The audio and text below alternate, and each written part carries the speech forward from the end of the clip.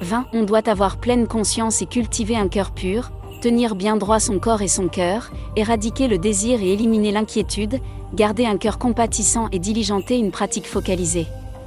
Il ne faut pas se mettre en colère, se fâcher ni être jaloux. Il ne faut pas être avide, glouton ou avare. Il ne faut pas regretter à mi-chemin. Il ne faut pas cultiver les doutes du renard.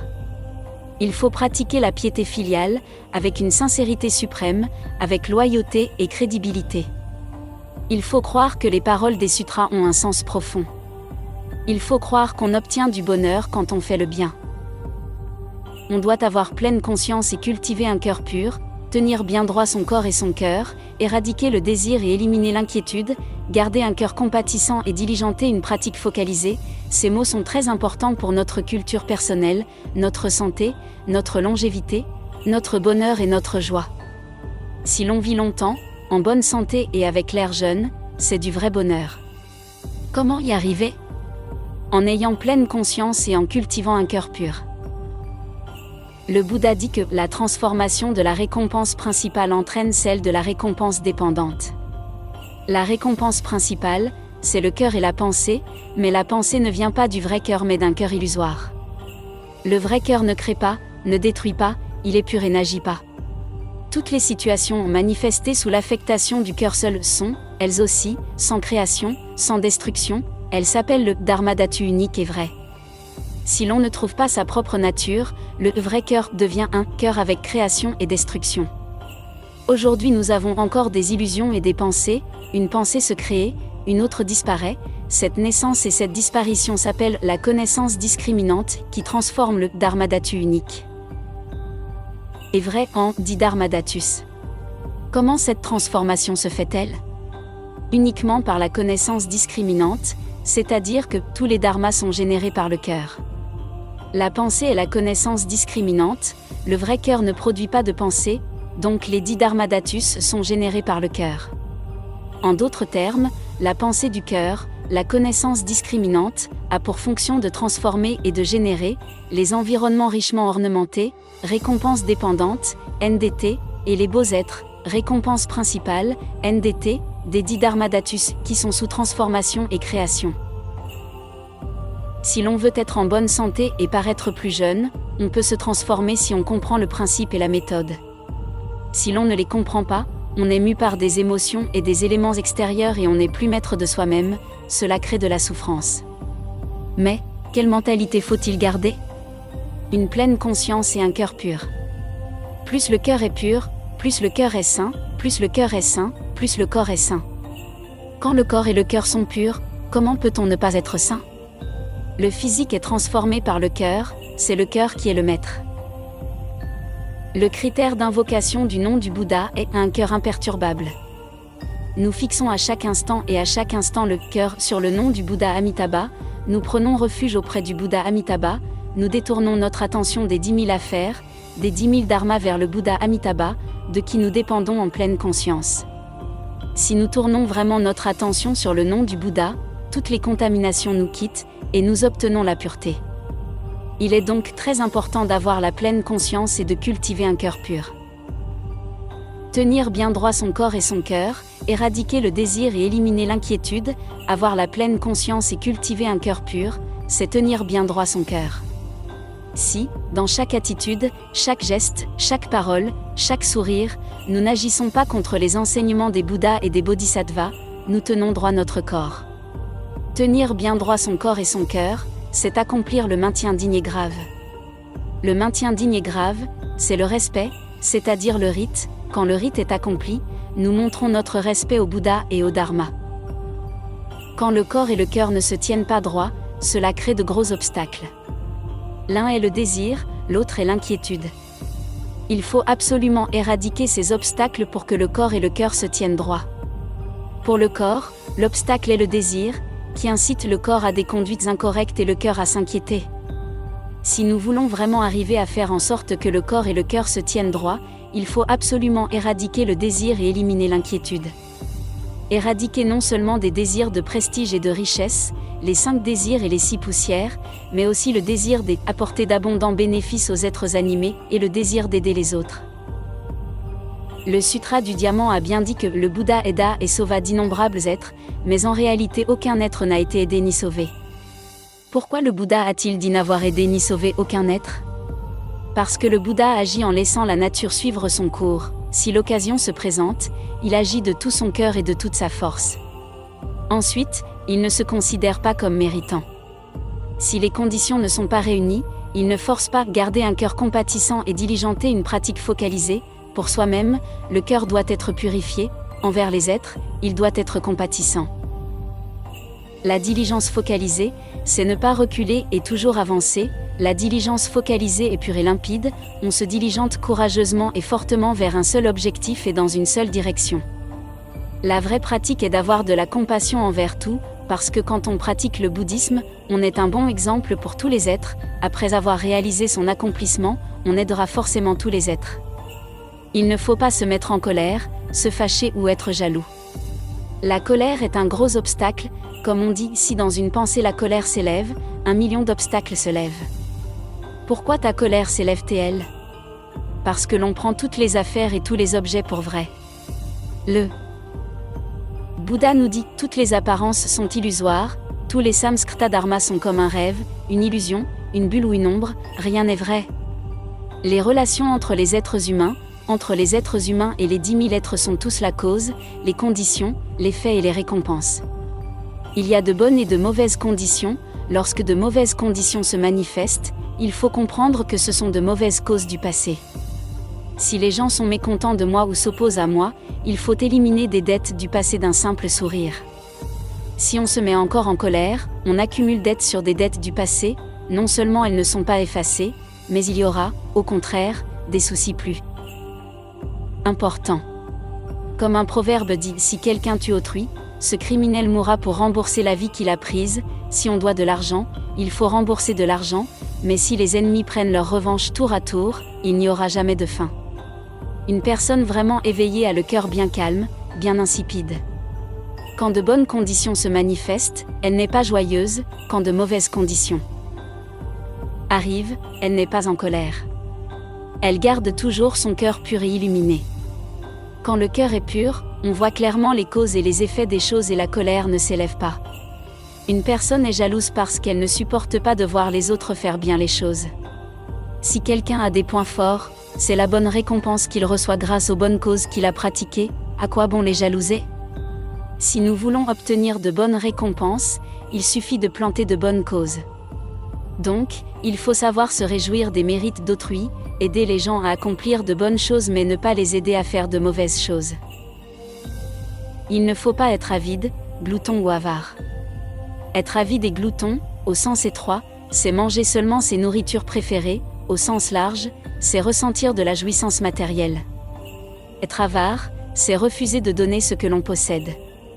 Les mérites et les vertus de la générosité sont énormes. À court terme, elle aide à rompre avec les ennuis, à éradiquer les obstacles karmiques. Dans la pratique et l'apprentissage du bouddhisme, la générosité aide à rompre avec l'ignorance et à voir sa nature intrinsèque. Donc, la pratique des bodhisattvas est la pratique de la générosité. Il y a 3 genres de dons, le don matériel, le don du dharma et le don de l'absence de la peur. La générosité résume les 6 paramitas. L'observation des préceptes et la patience sont les dons de l'absence de peur. Par exemple, si nous suivons le précepte de ne pas voler, les gens ne prennent pas leurs précautions envers nous, ils n'ont pas peur de nous, voilà la générosité de l'absence de peur. Si nous pratiquons la patience, la tolérance, en chinois c'est le même caractère, NDT, et que quelqu'un nous offense, nous ne déclenchons pas de dispute. La diligence ciblée. La concentration du Chan et la sagesse appartiennent au don du Dharma. Les 6 paramitas dictent 10 000 comportements. Les innombrables et incalculables dharmas que les bodhisattvas pratiquent ne dépassent pas l'étendue des 6 paramitas qui peuvent être conclus dans la générosité. Ainsi, on peut apprendre que les mérites et les vertus de la générosité sont vraiment inconcevables. Tant que nous pratiquons la pleine conscience et le cœur pur, tenons droit notre corps et notre cœur, faisons des dons abondants, nous pouvons obtenir des mérites et des vertus incroyables. Être avide, glouton ou avare sont des habitudes longues de kalpas innombrables, c'est le plus gros obstacle pour pratiquer la générosité, il faut obligatoirement le surmonter. La vie doit être frugale, et il faut garder de bonnes habitudes, même si on devient très riche, la vie doit rester aussi frugale qu'avant, c'est le vrai bonheur. Dans l'histoire chinoise, il y avait, sous la dynastie des Song, un premier ministre qui s'appelait Fan Zhongyan. C'était une personne économe. Il venait d'une famille pauvre. Quand il étudiait, sa situation économique ne lui permettait de manger qu'une casserole de bouillie de riz chaque jour. Il partageait cette bouillie en 4 parts et, à chaque repas, il en prenait une. Jusqu'au moment où il prit la charge de Premier ministre, sa famille garda un train de vie très limité.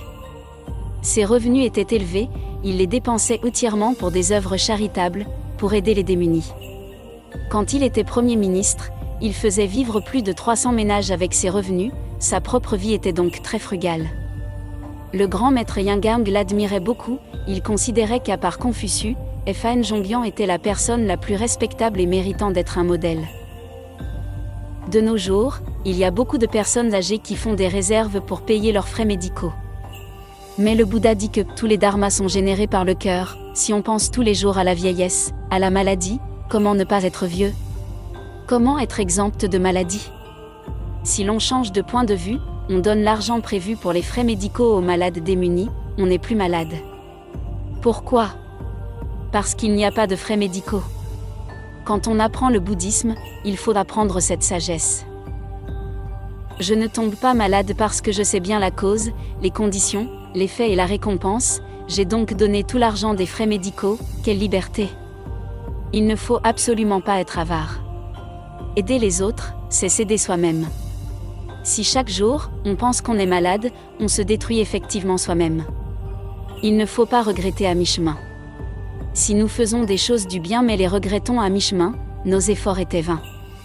Par exemple, si l'on pratique l'école de la terre pure pendant un certain temps et qu'on entend parler d'une autre porte de dharma encore meilleure, on le regrette et on change de voie de pratique, c'est une erreur. Quoi que disent les gens, il faut ne pas regretter et continuer sa pratique. Il ne faut pas cultiver les doutes du renard. Les renards sont soupçonneux, c'est pour cela que l'on emploie souvent cette parabole. Il ne faut pas mettre doute en les enseignements des saints et des vertueux, les sutras et les enseignements du Bouddha et des bodhisattvas. C'est ainsi qu'on peut vraiment arriver à être diligent. Il faut pratiquer la piété filiale. La piété filiale est le grand fondement du bouddhisme. En effet, si on arrive à accomplir totalement la piété filiale, on devient Bouddha. Il n'y a qu'un Bouddha qui puisse accomplir totalement la piété filiale. Si nous voulons accomplir la piété filiale, il nous suffit d'invoquer le nom du Bouddha, d'obtenir la renaissance à la terre pure et voir le Bouddha Amitabha. La piété filiale est alors accomplie. Car, une fois né à la terre pure, on peut voir non seulement ses propres parents, mais aussi tous ses parents depuis toutes ses vies, on sait dans quelle voie ils sont. Dès que les conditions sont réunies, on leur conseille d'invoquer le nom du Bouddha. S'ils nous écoutent et acceptent, nous pouvons les aider. De même, nous pouvons aider toutes les familles, amis et tous ceux qui ont une affinité avec nous, pour qu'ils puissent se débarrasser des 6 voies, renaître à la terre pure, sans dégradation jusqu'à ce qu'ils atteignent la bouddhéité. C'est la grande piété filiale. C'est la vraie piété filiale. Nous nous occupons de la vie de nos parents en cette vie, surtout de leur vie spirituelle vers la fin de leur vie. Le plus important, c'est de leur conseiller d'invoquer le nom du Bouddha, c'est la vraie piété filiale. Si les parents n'acceptent pas, c'est que nous n'avons pas assez bien appris le bouddhisme. Si nous suivons vraiment la voie du Bouddha, les parents acceptent naturellement. Donc, si nous apprenons le bouddhisme consciencieusement, nous pouvons influencer nos parents. Il faut de la patience, attendre les occasions et les conditions. Avec une sincérité suprême, avec loyauté et crédibilité.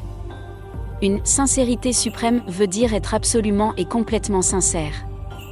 Nous pouvons obtenir vraiment du bénéfice si nous sommes sincères envers le Bouddha, le Dharma et les professeurs.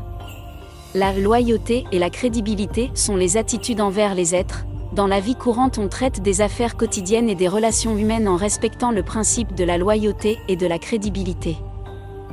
Il faut croire que les paroles dans des sutras portent des significations profondes, c'est la vraie sagesse. Surtout quand on croit au sutra de l'école de la terre pure, par exemple, le sutra Amitabha, le sutra de la vie infinie, le sutra des contemplations du Bouddha vie infinie, que le Bouddha appela la méthode difficile à croire. Parce que le texte ne paraît pas profond, mais sa signification et son état sont profonds, larges et infinis. Le grand maître Chandao dit dans le livre en 4 chapitres sur le Sutra des Contemplations, que les gens ordinaires ne peuvent pas les comprendre complètement et de manière approfondie, même par des enseignements adaptés. Les aras, les pratyeka Buddha et les bodhisattvas ne peuvent pas le faire. Donc, non seulement les gens ordinaires en doutent, mais aussi de grands bodhisattvas, c'est pour cela que l'on dit que c'est un dharma difficile à croire. Bien qu'ils soient difficiles à croire, ils sont faciles à pratiquer. Si l'on pratique en suivant les instructions, on peut réussir.